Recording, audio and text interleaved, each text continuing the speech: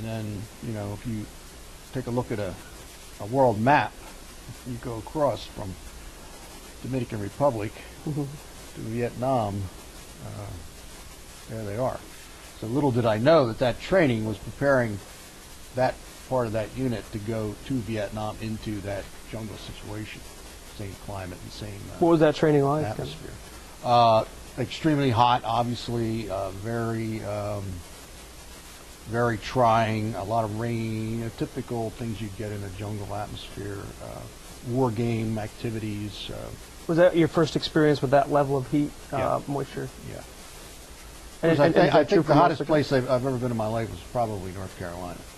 But yeah, it was, no, the heat was just amazing. Any, you know, a humid rainforest type climate. How was that on your feet? Was that the first, you know? Yeah, I mean, I had no problems that way. Physically, I was fine.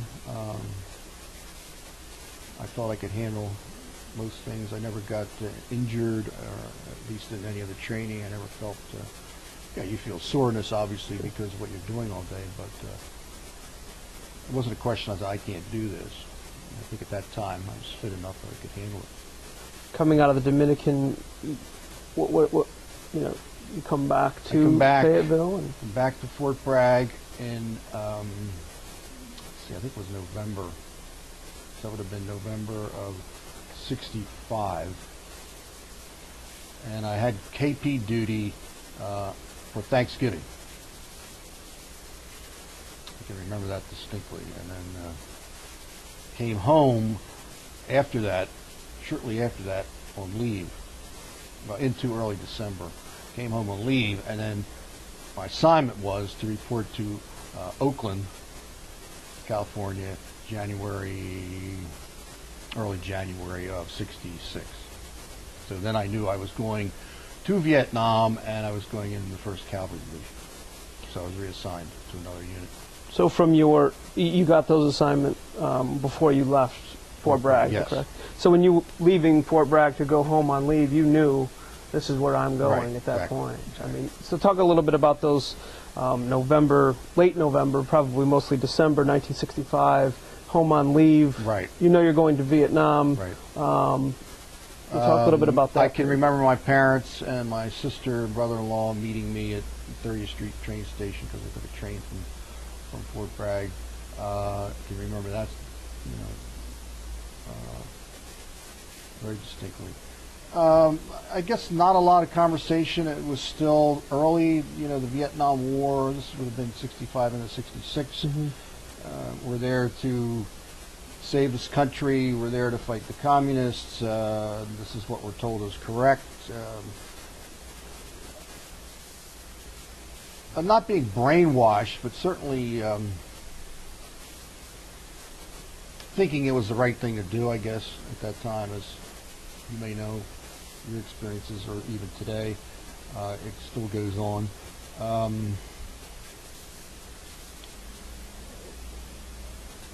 I still didn't have any knowledge, and I try to think back to that time period, and people say, well, were you given instructions about the country or the people or the language or the food or what's their history or their culture? What do they really want? No. I never experienced that at all. I had no idea. Really what I was getting into. Trained, maybe. Training, yes. But as far as what I was actually getting into, that somebody was actually going to shoot at me and I had to shoot at them, no. And so if you didn't, then certainly your family didn't as well. No, certainly not. So no one at this point is grasping the gravity of the situation. No, I don't think so. Not really. Do you remember the goodbye? No, I really don't, to be honest with you. I know my mother was very upset, obviously, but and if I can go back to the Dominican Republic, which I didn't fail to mention, I was actually wounded in Dominican Republic by friendly fire. I was actually shot in the head. The bullet went through my helmet in one side and out the other. And my parents received a telegram 5 o'clock in the morning or whatever day it was, saying that I had been shot in the head by machine gun fire. So this was a telegram that my parents got at 5 o'clock a.m. So there was that feeling that, I survived that. It was not a serious wound. It was a head wound. But the fact that, I was going back into a situation that could happen again, I think that certainly played a part on their feelings. How was the recovery from that? It was just superficial. Okay. A lot of blood, but, a head wound, but right back to active duty. Okay. Yeah, it was pretty bizarre. Another inch, we wouldn't be here. I wouldn't be here talking to you. Or less than an inch, probably. So, when you arrived in Oakland, you're meeting the first Cav out there. Your assignment was there. The first Cav was already in Vietnam. Oh, okay. So I was a replacement. Okay. Actually, I was a replacement for the battle in the Ai Drang Valley, I think. So I was a replacement for a lot of those soldiers that were killed in that unit. So what did it look like when you arrived in Oakland? I mean, what's there? I mean, is there just a huge, gigantic warehouse of just bunks, pond bunks, one after the other, double-decker bunks.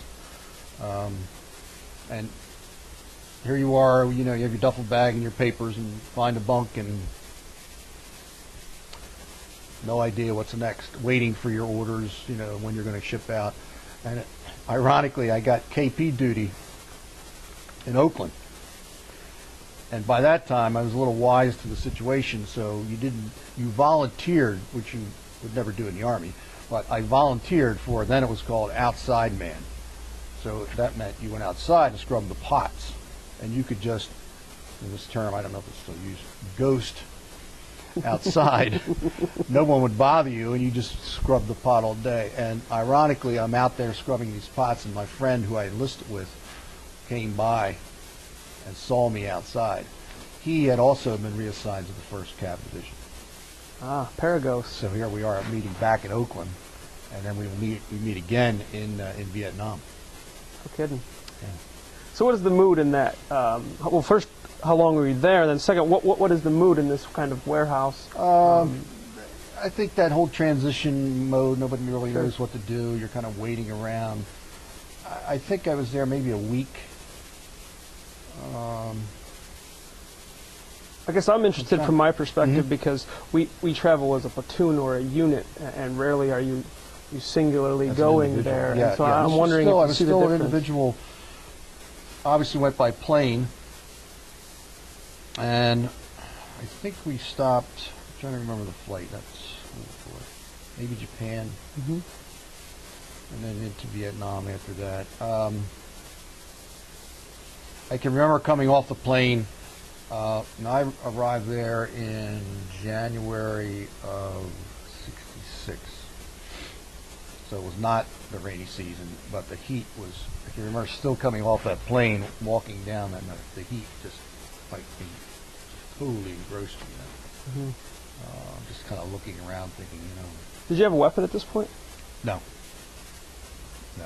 Then in Saigon, met up with my friend in Saigon, and then we were sent from there, and I think we were flown from there to An Khe, or the Central Highlands, where the 1st Cav was based. And he was in a medic unit. He was actually a medic for a while. But we were very close together from where we were stationed. So we did see each other. Did you begin to grasp the war, what was going on before heading there? Like, did you know what the Central Highlands meant as opposed to the Delta or other areas? Maybe a little now. It was starting to come together a little bit more, we'll say. But being assigned to a unit, we were in large tents. And a typical military unit, the outhouse and the tent and maybe, I don't know, a platoon or a squad in the tent, 10, 20 guys perhaps on a bunk, and belongings kind of stored at the head of the bed, and signed a weapon and then into activity. I was actually in a reconnaissance unit.